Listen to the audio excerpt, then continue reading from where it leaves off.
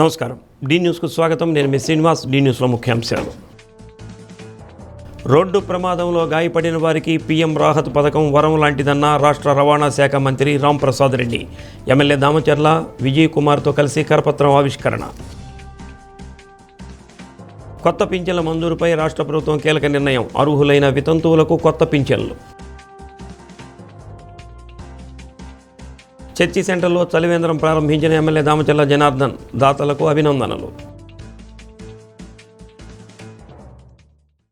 ప్రధాని నరేంద్ర మోడీ దేశవ్యాప్తంగా ప్రవేశపెట్టిన పీఎం రాహత్ పథకం ఎంతో ప్రతిష్టాత్మకమైందని రాష్ట్ర రవాణా శాఖ మంత్రివర్యులు పీఎం రాంప్రసాద్ రెడ్డి అన్నారు. జిల్లా రవాణా శాఖ ఆధ్వర్యంలో ఒంగోలులోని ఆర్టీఓ కార్యాలయం నుండి నిర్వహించిన కార్యక్రమంలో Ongole MLA Damacharla Janardhan Rao, Santhanuthalapadu MLA B N Vijay Kumar, ప్రాంతీయ రవాణా అధికారి సుశీలతో కలిసి మంత్రి రాంప్రసాద్ రెడ్డి పీఎం రాహత్ కరపత్రాన్ని ఆవిష్కరించారు.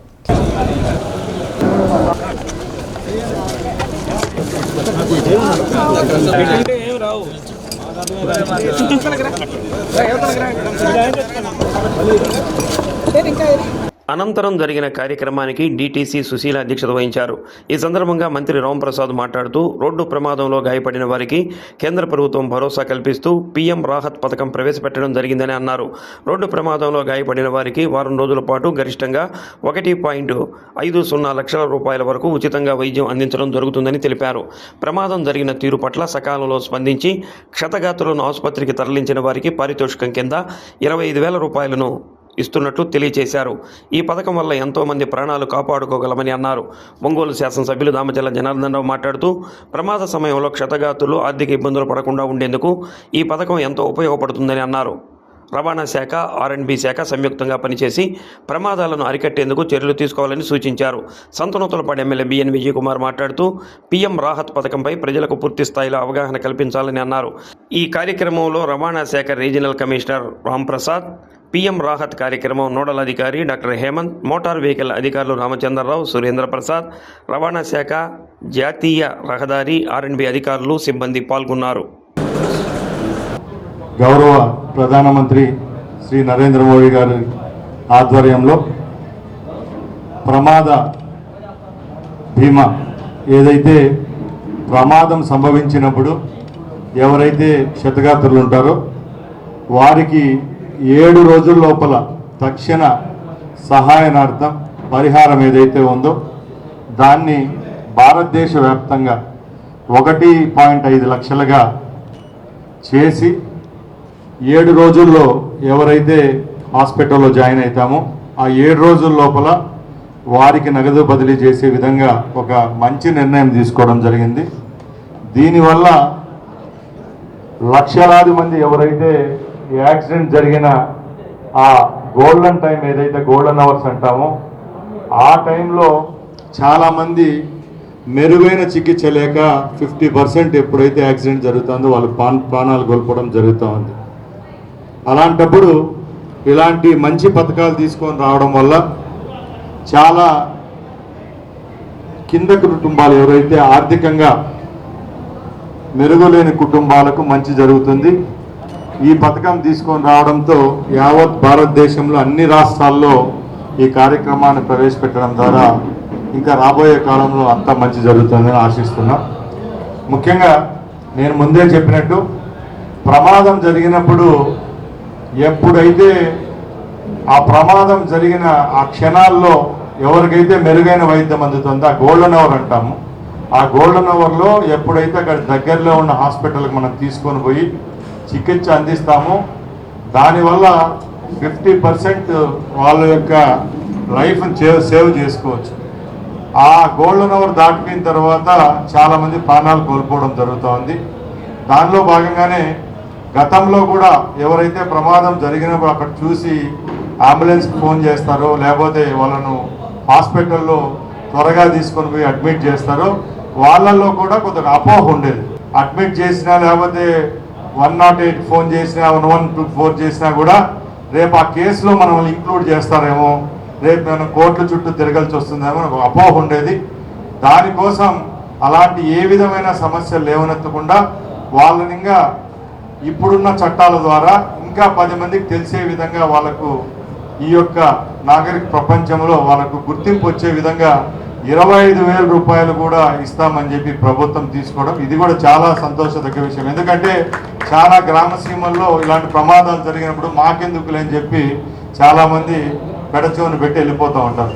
అలాంటప్పుడు ఈ స్కీమ్ తీసుకొని రావడం వల్ల అలాంటి వాళ్ళు తప్పకుండా యాక్సిడెంట్ జరిగిన స్పాట్ నుంచి వాళ్ళను అంబులెన్స్లో ఎక్కివ్వడము లేకపోతే హాస్పిటల్ రష్ చేసి తీసుకొని పోవడం కూడా జరుగుతుంది. కాబట్టి ఇది కూడా మంచి పథకం అని చెప్పి అందరి ముందు ఈరోజు చాలా సంతోషం. ఒక మంచిది పిఎం రాహత్ కార్యక్రమాన్ని ఈరోజు మన ఒంగోలులో మినిస్టర్ గారు లాంచ్ చేయడం చాలా సంతోషమైన విషయం. ఎందుకంటే ఇది మన భారతదేశం మొత్తం కూడా ఏదైతే పేదవాళ్ళు ఉన్నారో పేదవాళ్ళు ఈరోజు యాక్సిడెంట్ అయినప్పుడు వాళ్ళు ఇమీడియట్గా దానికి హాస్పిటల్లో పే చేయాలంటే ఇబ్బందులు ఉండే పరిస్థితుల్లో ఎక్కడికక్కడ గవర్నమెంట్ హాస్పిటల్కి తీసుకెళ్ళడం లేకపోతే ఎక్కడన్నా ఇబ్బంది పడతా డబ్బుల కోసం లేక ఆ టైంలో చనిపోవడం కూడా చాలా జరుగుతూ ఉంటాయి. అదేవిధంగా ఆ టైం ఇమ్మీడియట్గా అడ్మిట్ చేసినప్పుడు వచ్చే ఇబ్బందుల్ని గుర్తుంచుకొని ఈరోజు ప్రధానమంత్రి గారు ఇమ్మీడియట్గా 7 రోజులకి 1,50,000 రూపాయలు ఆ పేషెంట్కి ఎవరైతే యాక్సిడెంట్ అవుతుందో వాళ్ళకి ఇవ్వని చెప్పేసి కూడా ఈరోజు ఇది లాంచ్ చేశారు.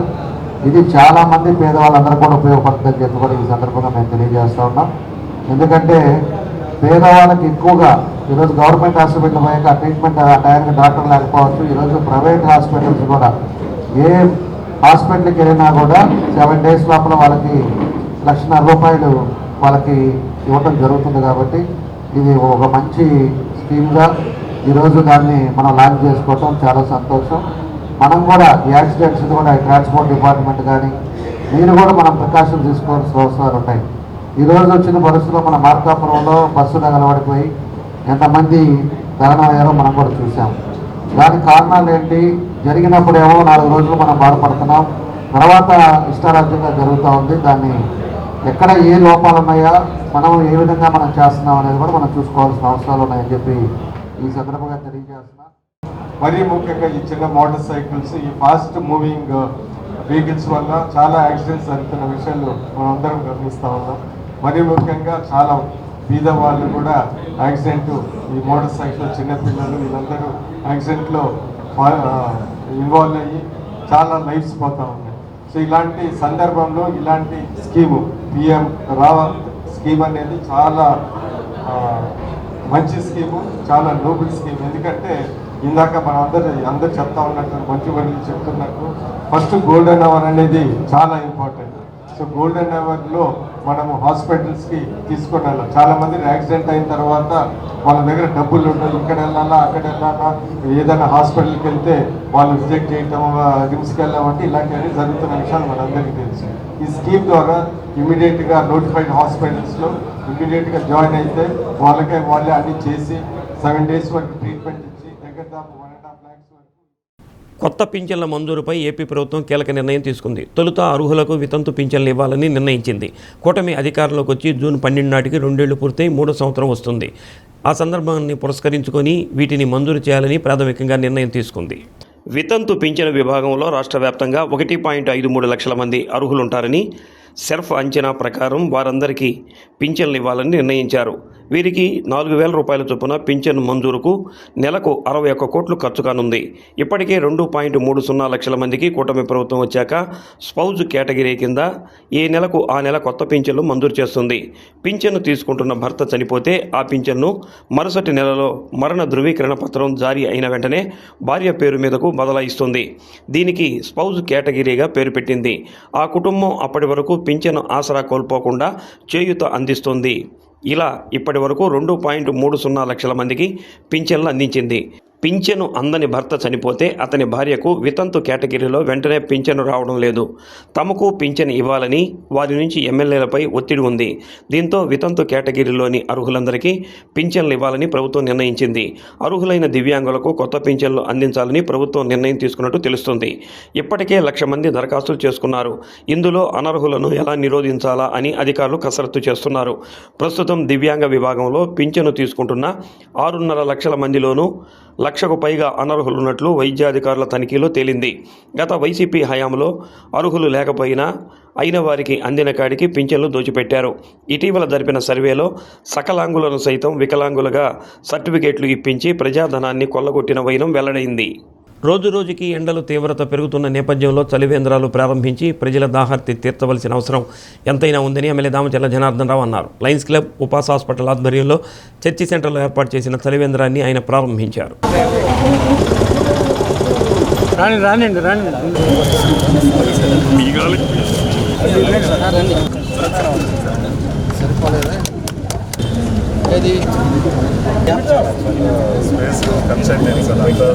ఈ సంవత్సరం ఎండల తీవ్రత గతంలో కంటే ఎక్కువగా పెరిగే అవకాశం ఉందని వాతావరణ శాఖ ప్రతినిధులు తెలియజేస్తున్నారని అన్నారు. అందుకోసం దాతలు ప్రజల దాహార్తిని తీర్చేందుకు అనేక ప్రాంతాల్లో ఇప్పటికే చలివేంద్రాలు ప్రారంభించారని, ఇంకా చలివేంద్రాలు ప్రారంభించి ప్రజల దాహార్తిని తీర్చాలని కోరారు. ఉపాస్ హాస్పిటల్ యాజమాన్యాన్ని ఆయన అభినందించారు. ఈ కార్యక్రమంలో PDCC bank chairman doctor Kamepalli Seetharamaiah, ఉపాస్ వైద్యులు doctor Umapathi Chowdary, doctor Prakash Chawla, doctor Anil Kumar, doctor P Srinivasarao, doctor Pavan, doctor Sadvitha, doctor Radha, doctor M Pavan Kumar తదితరులు పాల్గొన్నారు. అందరికీ నమస్కారాలు. ఈరోజు మన చెస్ సెంటర్లో మన లయన్స్ క్లబ్ ఉపాస్ వాళ్ళ ఆధ్వర్యంలో మన చలివేంద్రాన్ని ఒకటి ఓపెన్ చేసుకోవడం కుదిరింది. అదేవిధంగా ఈరోజు ఎండలు పెరిగిపోయినాయి. ఎక్కడికక్కడికి ప్రజలకు ఇబ్బంది లేకుండా, డిహైడ్రేషన్ రాకుండా ఎక్కడంటే అక్కడ ఇట్లాంటి చలివేంద్రాలు ఉండటం వల్ల వాళ్ళు చల్లని మజ్జిగ, అదేవిధంగా వాటర్ తాగడానికి అనుకూలంగా ఈరోజు ఉపాస్ హాస్పిటల్ వాళ్ళు, మన డాక్టర్స్, మన వాళ్ళంతా కూడా పెట్టడం జరిగింది. కాబట్టి వాళ్ళు మనస్ఫూర్తిగా అభినందిస్తూ ఉన్నాం. అన్ని ప్రాంతాల్లో కూడా ఇంకా ఎక్కడెక్కడ ఉన్నాయో నీటిని బట్టి ప్రజలకు సౌకర్యంగా ఉండేటట్టుగా, ఎక్కువ రద్దీ ఉండే ప్లేస్ కాబట్టి ఇక్కడ పెట్టడం కూడా జరిగింది. కాబట్టి ఇంకా భవిష్యత్తులో కూడా ఇంకా ఎక్కడెక్కడ ఉన్నాయో దాని అన్నీ కూడా చలివేంద్రాలు కానీ, ఇట్లా మజ్జిగీయటం కానీ ఇంకా కూడా నెక్స్ట్ మంత్కి అయితే 50కి పోయేటట్టు ఉంది. ఇప్పుడు 42-43 ఉంది టెంపరేచరు. కాబట్టి అందరూ కూడా ఎక్కువ లిక్విడ్ తీసుకోవాల్సిన అవసరాలు ఉన్నాయని చెప్పి కూడా ఈ సందర్భంగా మేము తెలియజేస్తూ, మనస్ఫూర్తిగా మన డాక్టర్స్ అందరికి కూడా, ఉపాస్ వాళ్ళు ఇదివరకు కూడా అన్ని సేవలు చేస్తూ ఉన్నారు. అదేవిధంగా మన బసవతారక హాస్పిటల్ క్యాన్సర్ వాళ్ళ హాస్పిటల్లోనే పెట్టి ఫ్రీ మెడికల్ క్యాంప్ కూడా ఆ రోజు పెట్టడం కూడా జరిగింది. దానికి కూడా మేము వెళ్ళున్నాం. కాబట్టి ఇలాంటి మంచి సొసైటీలో ఉపయోగపడే కార్యక్రమాలు మంచి కూడా డాక్టర్స్ అందరూ కూడా కలిసి పార్టిసిపేట్ చేసుకోవటం చాలా సంతోషమైన విషయం అని చెప్పి కూడా తెలియజేస్తూ, వాళ్ళని మనస్ఫూర్తిగా అభినందిస్తూ, తప్పకుండా కూడా దీన్ని అందరూ కూడా వాడుకునే విధంగా చేసుకోండి అని చెప్పేసి కూడా తెలియజేస్తాం. ఒంగోలు ఉపాస్ సూపర్ స్పెషాలిటీ హాస్పిటల్ తరఫున మనం స్థానిక చర్చి సెంటర్లో చలివేంద్ర కార్యక్రమం చేపట్టడం జరిగింది. ఈ డీజేఆర్ ట్రస్ట్ తరఫున ఆల్రెడీ మన ఎమ్మెల్యే గారు ఇటువంటి కార్యక్రమం తీసుకోవడం, ఆ స్ఫూర్తితోనే ఉపాస్ సూపర్ స్పెషాలిటీ హాస్పిటల్ తన వంతుగా ఈ చలివేంద్ర కార్యక్రమాలు స్టార్ట్ చేస్తున్నామండి. ముఖ్య ఉద్దేశం ఏంటంటే, ఈరోజు డీహైడ్రేషన్ ఎక్కువ అవుతుంది మన ప్రకాశం జిల్లాలో. ఎందుకంటే ఇక్కడ టెంపరేచర్స్ ఆల్మోస్ట్ లాస్ట్ ఇయర్ 46.6 డిగ్రీలుగా నమోదైంది. ఈ సంవత్సరం ఇంకొక డిగ్రీ పెరిగే అవకాశం కూడా ఉంది. కొప్పరపాడు మండలంలో 2 రోజుల క్రితం కూడా 42.8గా రికార్డ్ అయింది. సో డీహైడ్రేషన్ పేషెంట్స్ కూడా మన హాస్పిటల్కి రావడం, దీనికి నివారణ చర్యగా చలివేంద్రం ఏర్పాటు చేయడం, అలాగే ఓఆర్ఎస్ వాటర్ మీద, డ్రింకింగ్ వాటర్ మీద కూడా మన అవగాహన కార్యక్రమం ముందుకు తీసుకెళ్తున్నాము. ఓఆర్ఎస్ చేసుకునే విధానం తెలియక చాలామంది 100,000 ఖర్చు పెడుతున్నారు, చాలామంది ఇబ్బంది పడుతున్నారు. ఇది చేసుకోవడం కూడా చాలా సింపుల్ అండి. 1 లీటర్ నీరు కాచి చల్లార్చిన నీళ్లలో మనం 6 స్పూన్స్ షుగరు, టీ స్పూన్స్, అలాగే ½ టీ స్పూన్ సాల్ట్ వేసుకొని మనం తయారు చేసుకుంటే సుమారు 5 గ్లాసులు వాటర్ వస్తుంది. ఎవరైనా రోజు 1 నుంచి 2 గంటలు మధ్యాహ్నం తిరిగేవాళ్ళు కంపల్సరీగా ఈ లీటర్ ఓఆర్ఎస్ తాగాలని మా హాస్పిటల్ తరఫున మేము ప్రమోట్ చేస్తున్నాం. దీని ప్రారంభోత్సవానికి విచ్చేసిన గౌరవ శాసనసభ్యులు దామచర్ల జనార్దన్ గారికి, అలాగే PDCC bank chairman doctor Kamepalli Sitaramayya గారికి, మరియు 316H Lions governor Chandol Hariprasad గారికి మా ధన్యవాదాలండి. సో అలాగే ఈ ఇయర్ ఎల్నినో ఎఫెక్ట్ ఇంపాక్ట్ ఎక్కువగా ఉంటుందనేది నిపుణులు మరియు వాతావరణ శాస్త్రవేత్తలు హెచ్చరించడం జరిగింది. సో ఎల్నినో ఎఫెక్ట్ వల్ల భూతాపం, so surface temperature 2 to 3 degrees elevate అయ్యే ఛాన్స్ ఉంది రెగ్యులర్ కన్నా. సో దీని ఇంపాక్ట్ వల్ల మనకు రకరకాల జబ్బులు వచ్చే ప్రమాదం ఉంటుంది, ఎస్పెషల్లీ డిహైడ్రేషను మరియు సీజనల్ డయేరియాస్. సో వీటన్నిటిని అవాయిడ్ చేయాల్సిన అవసరం ఉంది.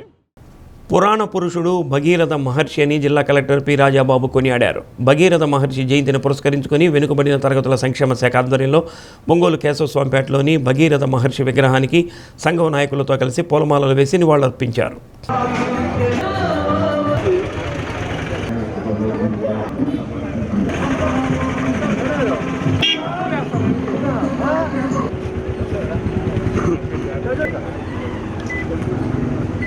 జై భగీరథ, జై భగీరథ, జై సగర.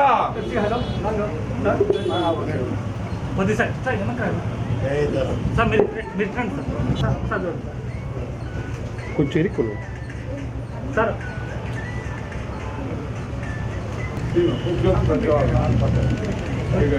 కొద్ది సార్ నించోండి సార్. భగీరథ మహర్షికి జై, భగీరథ మహర్షికి జై, జై భగీరథ మహర్షికి జై, భగీరథ మహర్షికి జై, భగీరథ.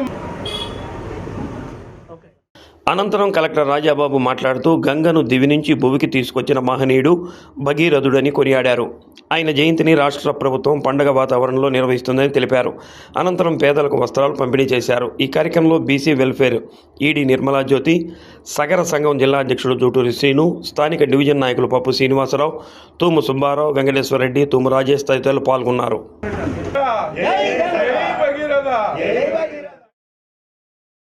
ఈరోజు రాష్ట్ర వ్యాప్తంగా భగీరథ మహర్షి ఉత్సవాలు జరుగుతున్నాయి. అందులో భాగంగా మన జిల్లాలో, ప్రకాశం జిల్లాలో ఈ సంవత్సరం భగీరథ ఉత్సవాలు ఘనంగా జరపడం జరిగింది.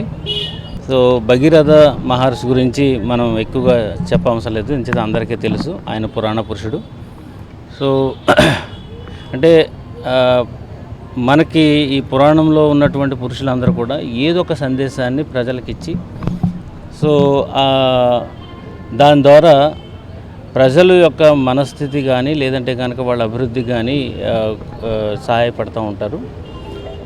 సో అందులో భాగంగానే భగీరథుడు అంటే పట్టుదల కలిగినటువంటి పర్సన్. చిన్న వయసులోనే మహారాజుగా రావడం, ఆ తర్వాత తన తల్లి ద్వారా వాళ్ళ అన్నదమ్ములకు జరిగినటువంటి అన్నీ కూడా తెలుసుకున్న తర్వాత గంగ, ఆకాశ గంగగా ఉన్నటువంటి గంగని పాతాళానికి రప్పించే ప్రయత్నం తను చేసి, కఠోర దీక్ష చేసి బ్రహ్మను మెప్పించి సో ఆకాశ గంగని పాతాళానికి తీసుకొచ్చారు. సో అందుకే అది ఒక నానుడి, ఒక భగీరథ ప్రయత్నం చేస్తేనే కానీ ఈ పని అవ్వలేదు అని అంటూ ఉంటారు. సో అంత అంటే మానవుడు ప్రయత్నిస్తే ఏదైనా సాధ్యం అని చెప్పడానికి ఉదాహరణగా ఉన్నటువంటి మహాపురుషుడైన ఒంటి కాలు మీద కఠోర తపస్సు చేసి శివుణ్ణి పిలిచాడు. నేను కాదయ్యా పలానా గంగని తలుచుకుంటే గంగని నేరుగా తపస్సు చేసి ఆమెని నేల మీదకి తీసుకొచ్చిన కఠోర తపస్సు చేసి మన భగీరథుడు ఆయన జయంతి జరుపుకోవటం వైశాఖ శుద్ధ సప్తమి జన్మ నక్షత్రం కాబట్టి అలా జరుగుతుంది. ముఖ్యంగా మహర్షి గారి, భగీరథుని గారి నుంచి మనందరం నేర్చుకోవాల్సింది ఒకటేనండి. ముఖ్యంగా ఇప్పుడు తరం ప్రతి చిన్న విషయానికి కూడా మేమేం చేయలేమేమో, మా వల్ల ఏం కాదేమో, జీవితంలో ఏం సాధించలేమేమో అన్న నిరాశ నిస్పృహలతో ఉంటున్నారు. అట్లా కాకుండా ఈ తరాన్ని ముందుకు నడిపించే వ్యక్తులు, ఈ మహానుభావులు ఇచ్చిన సందేశం ఏంటంటే, మనం ఏదైనా కానీ సీరియస్గా కఠినంగా ఒక నిరాహార దీక్షలాగా చేసి ఆ పనిని సాధించాలి అని అనుకుంటే గట్టిగా ఖచ్చితంగా సాధిస్తామండి.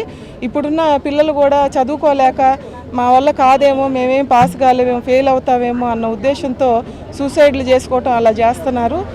ఈయన గురించి పిల్లలందరికీ మన స్కూల్స్లో, హాస్టల్స్లో చెప్పాల్సిన అవసరం ఎంతైనా ఉంది. అందరికీ కూడా మోటివేట్ చేస్తామండి. నిషేధిత 22A భూములకు సంబంధించిన పత్రాల పరిశీలన, నివేదిక రూపకల్పన ప్రక్రియలో ఏకరూపత ఉండాలని జిల్లా రెవెన్యూ అధికారి చినఓబులేస్ అన్నారు. వీటికి సంబంధించిన పత్రాలను ప్రకాశం భవనంలోని గ్రీవెన్స్ హాల్లో అధికారులు పరిశీలించారు. ఈ ప్రక్రియ కోసం ఇప్పటికే ప్రత్యేక బృందాలను నియమించినట్లు డిఆర్ఓ తెలిపారు. ఆర్డీఓ వివిధ సెక్షన్ల బృందాల అధికారులకు సిబ్బందికి అంశాలపై అవగాహన కల్పించారు. మే, జూన్ నెలల్లో పట్టాదారు పాసు పుస్తకాల పంపిణీకి ప్రణాళిక, ఈకేవైసీ రీసర్వేపై సమీక్షించారు. ఈ కార్యక్రమంలో Kandukur sub collector D Himavamsi, ఆర్డీఓలు, తహసీల్దార్లు, సర్వేయర్లు, వీఆర్ఓలు పాల్గొన్నారు.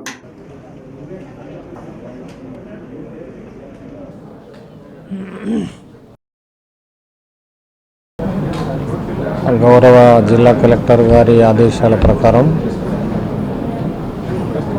ఈరోజు మార్నింగ్ 9 గంటల నుండే పీజీఆర్ఎస్ మీటింగ్ హాల్లో జిల్లాలో పెండింగ్లో ఉన్నటువంటి 22A ఫైల్స్కు సంబంధించిన పరిశీలన స్టార్ట్ చేసి ఉన్నాం. ఈ కార్యక్రమానికి గౌరవ జాయింట్ కలెక్టర్ గారు, సబ్ కలెక్టర్ గారు, ఆర్డీఓ అద్దంకి, ఆర్డీఓ ఒంగోలు వాళ్ళ ఆధ్వర్యంలో 28 మండలాల తహసీల్దార్లు వాళ్ళ సిబ్బంది హాజరయ్యారు. ప్రకాశం జిల్లాలో 552 మంది 22A 1A 1B కింద ఎంటర్ అయినటువంటి ల్యాండ్స్ను డిలీట్ చేసేదానికోసం అప్లై చేసుకోవడం జరిగింది. నిన్నటి వరకు 88 అప్లికేషన్లు మాత్రమే పరిష్కరించారు. మరి పూర్ ప్రోగ్రెస్ ఉంది కాబట్టి సిసిఎల్ఏ గారి ఆదేశాల ప్రకారం త్వరలో ఈ 22A కింద ఉన్నటువంటి అర్జీలన్నీ పరిష్కరించమని ఆదేశాలు ఉన్నాయి. కాబట్టి పర్ వీక్ 130 నుండి 140 ఫైల్స్ క్లియర్ చేస్తామని కలెక్టర్ గారు చెప్పడం జరిగింది. కాబట్టి ఫైల్స్ అన్నీ వెరిఫికేషన్ కోసం ఇక్కడికి రప్పించాము. జాయింట్ కలెక్టర్ గారి యొక్క ఆధ్వర్యంలో వెరిఫికేషన్ కూడా జరుగుతూ ఉంది.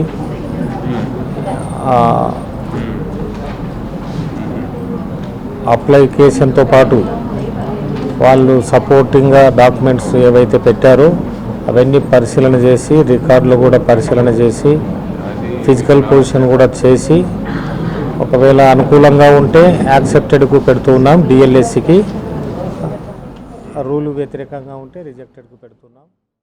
నగరంలో ట్రాఫిక్ సమస్యలు తలెత్తకుండా చర్యలు తీసుకుంటామని ట్రాఫిక్ సీఐగా నూతనంగా బాధ్యతలు స్వీకరించిన హజరత్తయ్య అన్నారు. ట్రాఫిక్ సమస్యతో ఎక్కడైనా ఇబ్బంది కలిగితే ప్రజలు తక్షణం ట్రాఫిక్ పోలీస్ సిబ్బందికి సమాచారం అందించాలని కోరారు.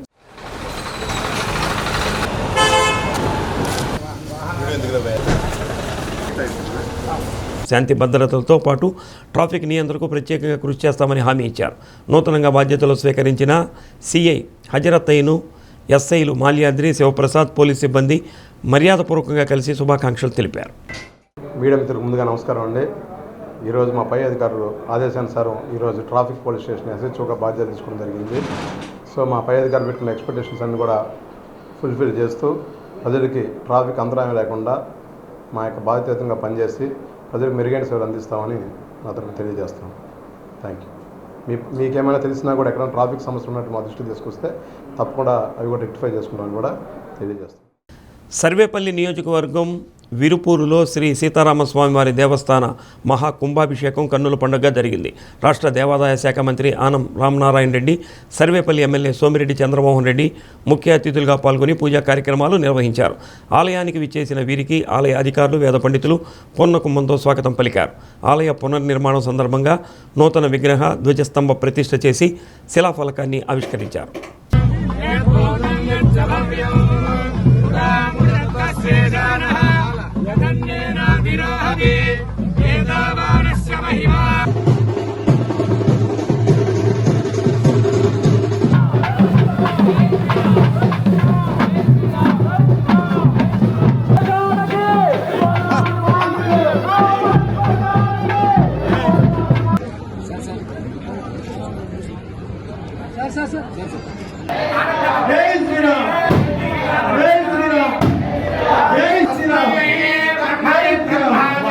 జై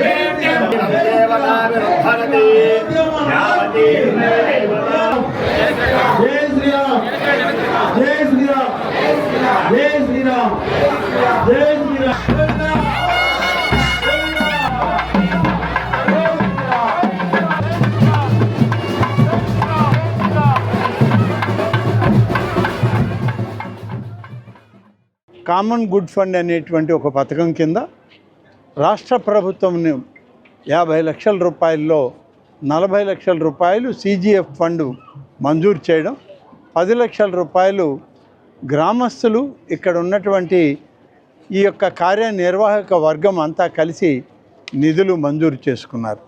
దీనితో పాటు ఈరోజు అనేక అభివృద్ధి కార్యక్రమాలకి వారు ఇక్కడ శ్రీకారం చుట్టడం జరిగింది. ఇవాళ ఈ ఆలయం కూడా ఈరోజు విగ్రహ ప్రతిష్ట, కుంభాభిషేకం చాలా వైభవోపేతంగా జరుగుతున్నటువంటి కార్యక్రమం. పురాతనంగా ఉన్నటువంటి ఆలయం ఈ ఆలయం.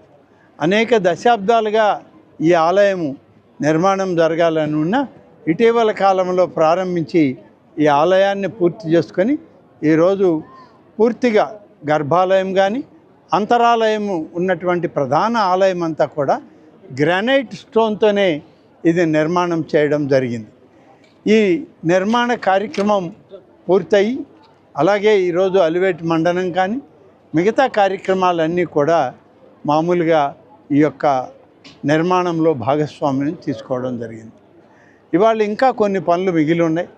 ఆ పనులన్నిటికి కూడా ప్రభుత్వం నుంచి, దేవాదాయ శాఖ నుంచి నిధులు కావాలని చెప్పి గౌరవ శాసనసభ్యులు గారి ద్వారా అందరూ గ్రామస్తులందరూ కోరడం జరిగింది. దేవాలయాలకి అంతకుముందు 10 లక్షలు అట్టు ఉండింది. ఈరోజు అన్న చెప్పాడు 5 to 7 సెంట్స్ ఉంటే 20 లక్షలు, 10 సెంట్లు అరౌండ్ 10 సెంట్స్ ఉంటే 30 లక్షలు, 11 సెంట్ల పైన ఉంటే 40 లక్షలు. ఎన్ని టెంపుల్స్ కావాలన్నా శ్రీవాణి ట్రస్ట్ కింద ఇచ్చేదానికి ఒక డెసిషన్ తీసుకున్నారు. 10 లక్షలది మినిమం 10 లక్షలది 20 లక్షలు వేసేస్తారు. కామన్ గుడ్ ఫండ్ మనం 1/3 కడితే 2/3 కలిపి ఇప్పుడు 33 లక్షలు కడితే 67 లక్షలు కలిపి ₹1 కోటి.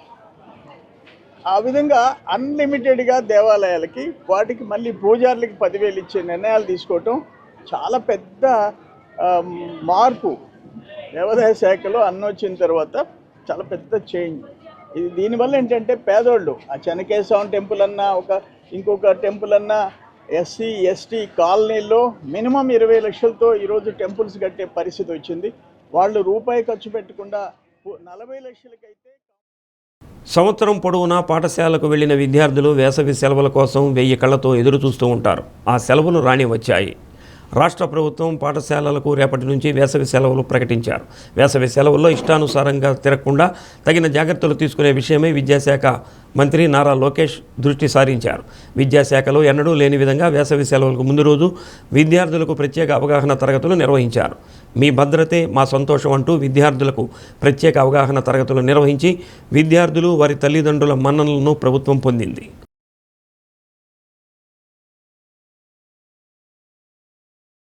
వేసవి సెలవులు వచ్చాయంటే విద్యార్థుల దూకుడుకు అడ్డుకట్ట వేయటం ఎవరి వల్ల కాదు. సంవత్సరం పొడవునా బడికి వెళ్ళాం, మాకు సెలవులు ఇచ్చారు, మా ఇష్టం అన్న భావం అధిక శాతం విద్యార్థుల్లో ఉంది. స్నేహితులతో కలిసి చేసే ఈత సరదాలు వారి ప్రాణాల మీదకు తీసుకొస్తుంది. ఈ నేపథ్యంలో విద్యార్థులు తీసుకోవాల్సిన జాగ్రత్తల గురించి అన్ని ప్రభుత్వ, ప్రైవేట్ పాఠశాలల్లో చదివే విద్యార్థులకు సంబంధిత ఉపాధ్యాయులు అవగాహన కలిగించారు. చెరువులు, కుంటలు, సముద్రంలో ఈతకు వెళ్లరాదని, ఎండ తీవ్రత ఎక్కువగా ఉంటున్న నేపథ్యంలో మధ్యాహ్నం 12 నుంచి సాయంత్రం 4 గంటల వరకు ఇంట్లో ఉండి బయటకు రావద్దని, మొబైల్ ఫోన్లు, టీవీలు చూడటం తగ్గించి మంచి కథల పుస్తకాలు చదవాలని ఉపాధ్యాయులు సూచించారు. డ్రాయింగ్, పెయింటింగ్, ఇండోర్ గేమ్స్ నేర్చుకోవాలని విద్యార్థులకు ఉద్బోధించారు. 9 నుండి 10వ తరగతిలో చేరే విద్యార్థులకు నిర్వహించిన బ్రిడ్జి కోర్సు ద్వారా నేర్చుకున్న పాఠాలను చదువుకుంటూ సబ్జెక్టుపై గట్టి పట్టు సాధించాలని ఉపాధ్యాయులు కోరారు.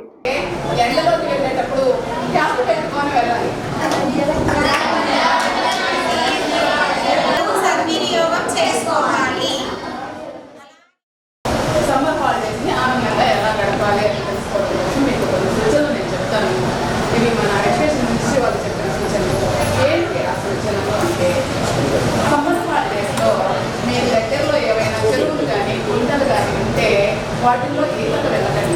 వెళ్ళొచ్చా ఈతకి? వెళ్ళకూడదు. ఎందుకు ఈతకూడదు అంటే ఆ చెరువుల్లో లేదా గుంతల్లో లోతైన గుంతలు ఉంటాయి. మీకు ఒక అడుగు వేసినప్పుడు చాలా లోతు తక్కువగానే ఉన్నట్టుగానే కనిపిస్తుంది. కానీ ఆ తర్వాత నేర్చుకోండి, గ్రంథాలయానికి వెళ్ళి అవి కూడా చదువుకోండి. ఇంకా రోజు వాటర్ ఎంత తీసుకోవాలి, ఎంత వయసు వాళ్ళు ఎంత వాటర్ తీసుకోవాలి అర్థమైందా? రోజు కనీసం 2 లీటర్స్ కూడా తీసుకోవచ్చు చిన్న వయసును బట్టి. ఓకే, అలాగే తర్వాత మంచిగా రోజు తీసుకోండి. తర్వాత కథల ముందు చదువుకోండి. ఓకే, తర్వాత ఇంకా నీట్గా ఇక్కడ మేడం వాళ్ళు చెప్పారు మనకి సమ్మర్ హాలిడేస్ దుర్వినియోగం చేసుకోకుండా బాగా అవసరం వచ్చేట్టుగా మనకి అవసరం పడేటట్టు వాడుకోమని. అంతే ఆటలతో పాటు చదువు కూడా నేర్చుకోమని. ఇందాక మేడం చెప్పారు సమ్మర్ హాలిడేస్లో కాలువలకి అక్కడికి వెళ్ళకుండా ఎక్కడికి ఇంట్లోనే ఉండి డ్రాయింగ్ లేకపోతే రీడింగ్ బుక్స్ చదువుకోవడము లేకపోతే ఆడుకోవడము ఏదో ఒకటి చేయండి, కానీ ఫోన్ మటుకు చూడొద్దు. ఫోన్ చూస్తే కళ్ళు పోతాయని మేడం చెప్పారు ఇందాక. మా టీచర్ వాళ్ళు ఏం చెప్పారంటే చెరువులకి సముద్రాలకి కాలువల కాడికి వెళ్తే లోతుల్లో మునిగిపోతారు, మనం వెళ్తే మనం కూడా మునిగిపోతాం. టీచర్ వాళ్ళు ఏమన్నారంటే చదువుకోవాలి, ఇంట్లో ఆడుకోవాలి, 9 to 11 దాకా ఆడుకొని 12 నుంచి 4 దాకా ఇంట్లో ఉండాలి, ఇంట్లో ఉండి కాసేపు రెస్ట్ తీసుకోవాలి. మా స్కూల్లో మా టీచర్స్ అందరూ ఎండాకాలంలో మనం ఎటువంటి జాగ్రత్త తీసుకోవాలని కూడా మాకు చాలా బాగా చెప్పారు. అవేమేంటి అంటే ఎండాకాలంలో చెరువులకు కానీ బావులకు కానీ అట్లా ఈత కొట్టడానికి వెళ్ళకుండా ఇంట్లో మంచిగా చదువుకొని అవన్నీ చేయమన్నారు. ఎండాకాలంలో ఈతలకి అలాగా వెళ్తే వడదెబ్బలు తగలడం, అలా కళ్ళు తిరగడం అలాంటివి జరుగుతాయి. కాబట్టి అందరూ ఇంట్లో ఉండండి అని చెప్పారు. మాకు 9th to 10th వెళ్ళే విద్యార్థులు వేసవి సెలవులలో కుటుంబ సభ్యులతో ఆహ్లాదకరంగా గడిపేందుకు అనిత ట్రేడ్ ఫెయిర్ ఎగ్జిబిషన్ ఏర్పాటు చేశారని, ప్రజలు దీనిని ఉపయోగించుకోవాలని ఎమ్మెల్యే దామచర్ల జనార్దన్ రావు అన్నారు. నగరంలోని Guntur road A1 function hall ఎదురుగా నూతనంగా ఏర్పాటు చేసిన అనిత ట్రేడ్ ఫెయిర్ ఎగ్జిబిషన్ ఆయన ప్రారంభించారు.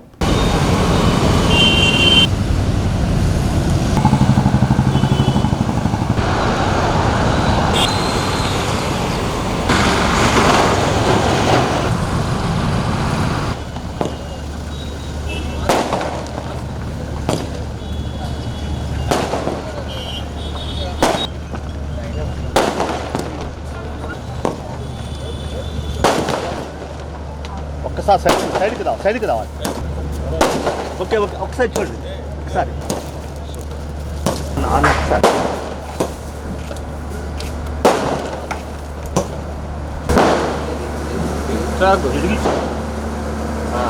వెనకరా బాబు.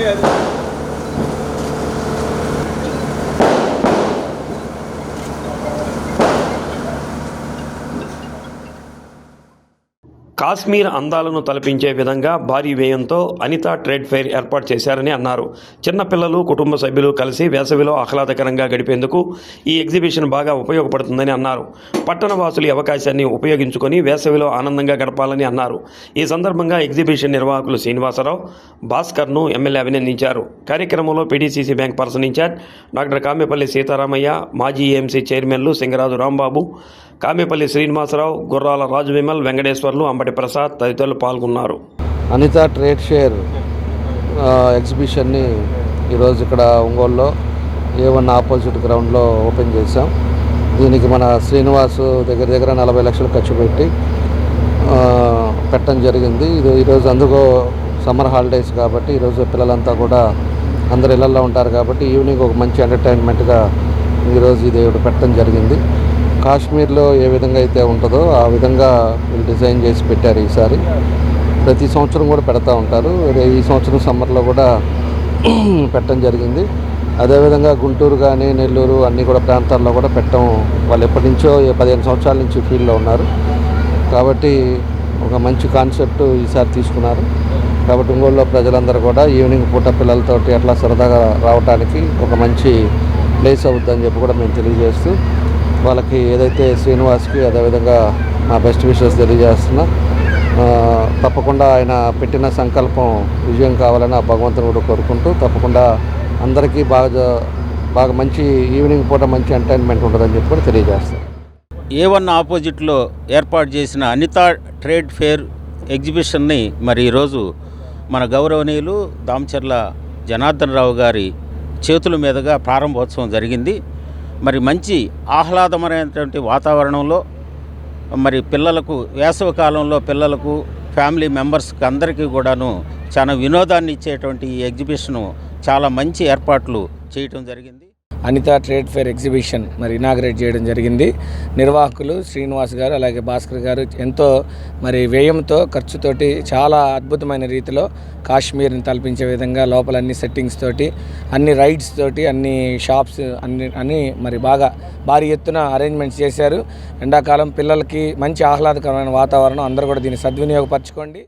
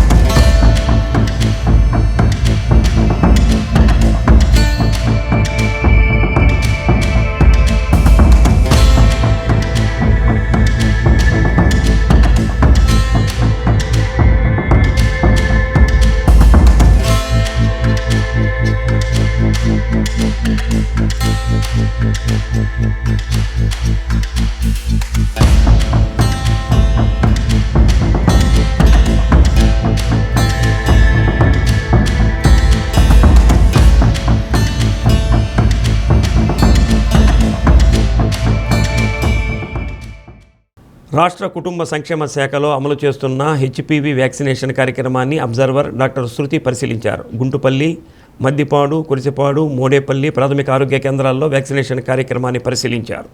14 సంవత్సరాలు నిండిన ఆడపిల్లలందరూ భవిష్యత్తులో క్యాన్సర్ రాకుండా హెచ్పివి వ్యాక్సినేషన్ వేసుకోవాలని తెలిపారు. ప్రతి ప్రాథమిక ఆరోగ్య కేంద్రాలలో నిర్దేశించిన ఆడపిల్లలందరికీ విధిగా వ్యాక్సినేషన్ వేయించాలని అన్నారు. కార్యక్రమంలో జిల్లా ఇమ్యునైజేషన్ అధికారి డాక్టర్ కమలశ్రీ, దాసరి శ్రీనివాసులు, హెచ్ఈఈఓ జవహర్, రామాంజనీయులు, సూపర్వైజర్ శ్రీధర్, వైద్య సిబ్బంది పాల్గొన్నారు.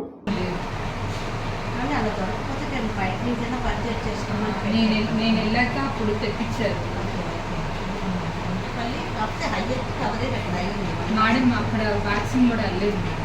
రెండోసారి వ్యాక్సిన్ అన్నారు.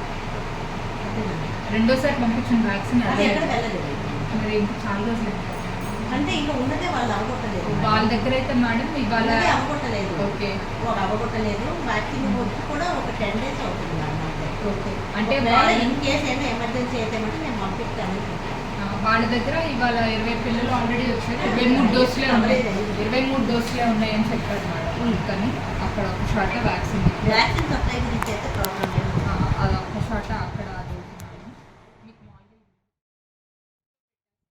ఉప ముఖ్యమంత్రి పవన్ కళ్యాణ్ ఆరోగ్యం నిలకడగా ఉందని, ఆయన త్వరగా కోలుకొని ప్రజల్లోకి రావాలని మాజీ మంత్రి జనసేన పార్టీ నాయకులు బాలినేని శ్రీనివాసరెడ్డి ఆకాంక్షించారు. ఒంగోలు విచ్చేసిన ఆయనను లాయర్పేటలోని నివాసంలో పార్టీ నాయకులు, అభిమానులు మర్యాదపూర్వకంగా కలిశారు.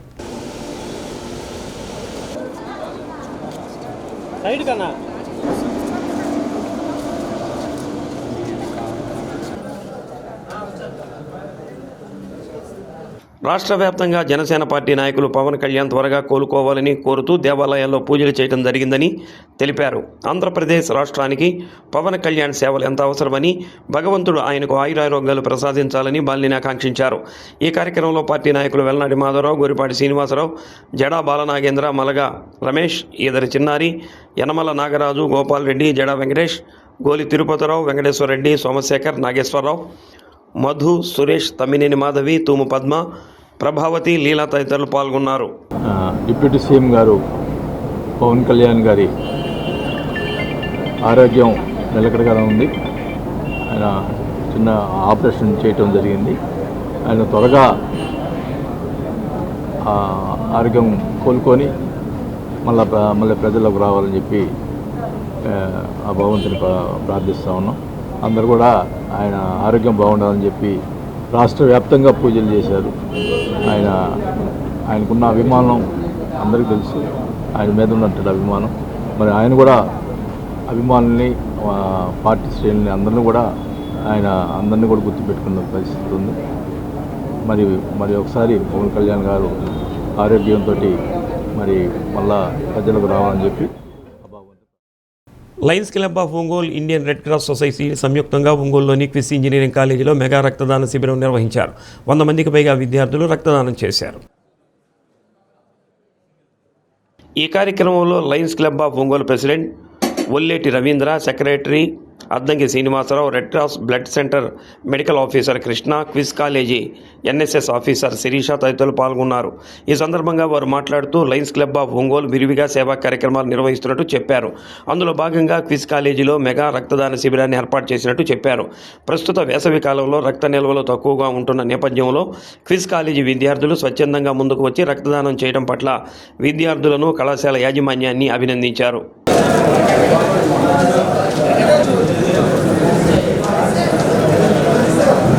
ఈ సంవత్సరం నేను లయన్స్ క్లబ్ ఆఫ్ ఒంగోలు ప్రెసిడెంట్గా నిర్వహిస్తున్నాను.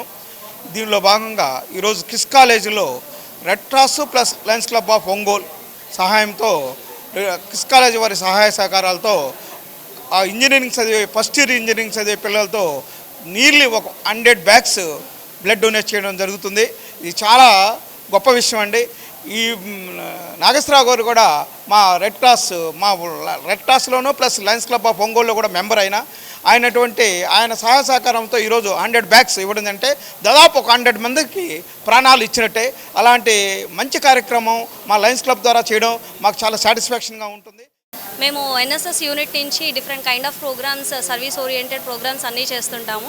సో రెడ్ క్రాస్ వాళ్ళతో ఈరోజు అసోసియేట్ అయ్యి మా స్టూడెంట్స్ అందరినీ 100+ డోనర్స్ని మేము అవైలబుల్ చేశాము. సో ఈరోజు మేము అందరూ కూడా రెడ్ క్రాస్ వాళ్ళకి సపోర్ట్ చేసి సొసైటీకి, ఎస్పెషల్లీ ఈ సమ్మర్లో చాలా రిక్వైర్మెంట్ ఉంటుంది కాబట్టి బ్లడ్, సో దీనికి మేము కూడా వాళ్ళ తరపు నుంచి సహాయం చేస్తాం.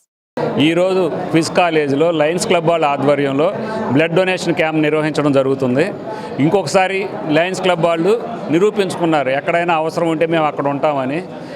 ఈరోజు ఈ జరుగుతున్న ఈ క్యాంప్ కోసం వాళ్ళు చేసిన అరేంజ్మెంట్స్ కానీ, స్టూడెంట్స్ తీసుకొచ్చి బ్లడ్ డొనేషన్ చేసినందుకు నేను క్విజ్ కాలేజీ వాళ్ళకి, లయన్స్ క్లబ్ వాళ్ళకి కృతజ్ఞతలు చెప్తున్నాను.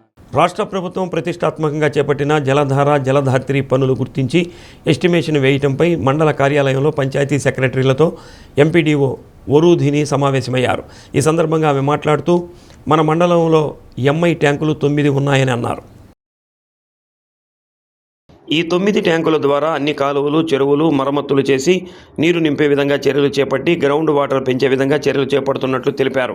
అన్ని గ్రామాల్లోనూ పీడీ ఛానల్స్, ఫీడర్ ఛానల్స్ అభివృద్ధిపరిచి త్రాగు, సాగునీటికి ఇబ్బందులు లేకుండా చర్యలు చేపట్టినట్లు ఆమె తెలిపారు. మండల పరిధిలో 676 బోర్లు ఉన్నట్లు, బోర్లు అన్ని మరమ్మతులు చేయించి ఉంచామని, ఎక్కడైనా బోరు పని చేయకుంటే మీ పంచాయతీ కార్యాలయంలో కానీ, మండల కార్యాలయంలో కానీ తెలియపరిస్తే వెంటనే మరమ్మతులు చేపడతామని తెలిపారు. చేపట్టిన జలధార, జలహారతి కార్యక్రమం కింద పనులు గుర్తింపు జరుగుతోంది. దానికి తగిన ఎస్టిమేట్లు వేయడం అది జరుగుతుంది. ఇందులో భాగంగా మన మండలంలో ఉన్న ఎంఐ ట్యాంక్స్ 9 ఉన్నాయి. ఆ 9 ట్యాంక్స్కి తోడు అనుబంధంగా అన్ని కాలువల్ని కలిపేటట్టు ఫీడర్ ఛానల్స్, ఫీల్డ్ ఛానల్స్ కలిపేటట్టుగా వర్క్స్ టేకప్ చేయడం జరుగుతుంది. అన్ని గ్రామాల్లోనూ ఫీల్డ్ ఛానల్స్, ఫీడర్ ఛానల్స్ అన్నీ అభివృద్ధిపరిచి వాటితో రేపు వచ్చే వర్షాకాలం సీజన్కి మంచిగా వాటర్ ఫ్లో అయ్యి అన్ని చెరువులు నిండేటట్టుగా చర్యలు తీసుకోవడం జరుగుతుంది. అగ్నిమాపక శాఖ వారోత్సవాలు ఘనంగా ముగిశాయి. ఈ సందర్భంగా అద్దంకి మార్కెట్ యార్డులో గల ఫైర్ స్టేషన్ కార్యాలయం నందు వాసవి క్లబ్ ఆఫ్ ఇంటర్నేషనల్ మహిళా విభాగం ఆధ్వర్యంలో ఫైర్ ఆఫీసర్ వెంకట్రావును మరియు సిబ్బందిని ఘనంగా సత్కరించారు.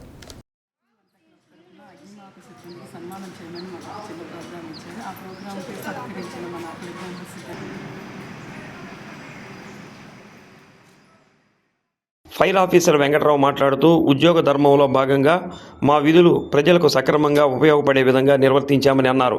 ఇప్పటి వరకు ప్రభుత్వ కార్యాలయాలు, పెట్రోల్ బంకులు, సూపర్ మార్కెట్లు, మాల్స్, ఆర్టీసీ బస్టాండ్, అపార్ట్మెంట్లు తదితర ప్రాంతాల్లో పర్యటించి ప్రజలకు అగ్ని ప్రమాదాలపై అవగాహన, అగ్ని ప్రమాదం సంభవించినప్పుడు తీసుకోవాల్సిన జాగ్రత్తల గురించి ప్రయోగాత్మకంగా చేసి చూపించామని అన్నారు. మా సేవలను గుర్తించి మా సిబ్బందికి సన్మానం చేసిన అద్దంకి వాసవి క్లబ్ మహిళా విభాగంకి ప్రత్యేక కృతజ్ఞతలు తెలిపారు. ఈ కార్యక్రమంలో president Kothamasu Nagalakshmi, secretary Sunitha, treasurer Sujatha, Utukuri Uma Annapurna, Aitha Raja, తాత హరిబాబు, తమ్మల శ్రీనివాసరావు, వరిస ఆదినారాయణ, గ్రంథి నాగరాజకుమారి, వాసవి వనితా క్లబ్ సభ్యులు పాల్గొన్నారు.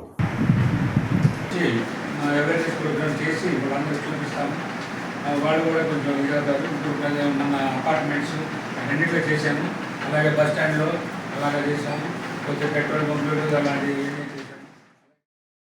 మార్కెట్ యార్డ్లో ఎప్పుడు కూరగాయ కొనుక్కోవటం, పరిగెట్టుకొని పెట్టుకోవటం తప్పితే ఇక్కడ ఒక లారీ ఉంది ఏంటి గురించి తెలుసుకుందామని మన మహిళలకి ఎక్కువ అవగాహన ఉండకపోవచ్చు.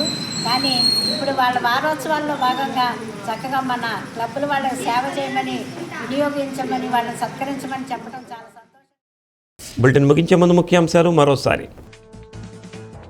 రోడ్డు ప్రమాదంలో గాయపడిన వారికి పీఎం రాహత్ పథకం వరం లాంటిదన్న రాష్ట్ర రవాణా శాఖ మంత్రి రాంప్రసాద్ రెడ్డి. ఎమ్మెల్యే దామచర్ల విజయ్ కుమార్తో కలిసి కరపత్రం ఆవిష్కరణ. కొత్త పింఛన్ల మంజూరుపై రాష్ట్ర ప్రభుత్వం కీలక నిర్ణయం. అర్హులైన వితంతువులకు కొత్త పింఛన్లు. చర్చి సెంటర్లో చలివేంద్రం ప్రారంభించిన ఎమ్మెల్యే దామచర్ల జనార్దన్. దాతలకు అభినందనలు. డి న్యూస్లో నేటి మాట. మనిషికి డిగ్నిటీ అనేది వేసుకునే షర్టు, పూసుకునే సెంటులో ఉండదు. కనపడని మనసు మాట్లాడే మాటల్లో ఉంటుంది.